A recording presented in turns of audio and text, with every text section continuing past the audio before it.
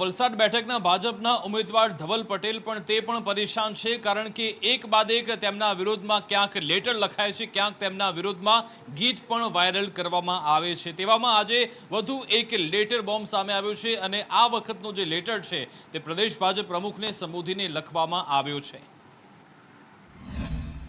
પટેલ આપણી સાથે જોડાયા છે। ધવલ પટેલને પૂછવા માંગીશ કે સાહેબ, એક બાદ એક ફરી આપના નામનો જે આ લેટર છે, જે જુવાળ ચાલી રહ્યો છે, આ વિરોધ ને આ લેટર બોમ્બ કેમ પડી રહ્યા છે? मैं तो बहुत खुश છું આ લેટર આવ્યો। એનું કારણ છે કે આ કોંગ્રેસ ડરી ગઈ છે, હચમચી ગઈ છે। એનું અમે ભારતીય જનતા પાર્ટીનો શીર્ષ નેતૃત્વને ખાતરી આપીએ છીએ કે અમે સારામાં સારી માર્જિનથી જીતાડશું અને એમને પહેલાં તો થેન્ક યુ કહીએ છીએ કે આટલો સારો ઉમેદવાર બનાવવા બદલ।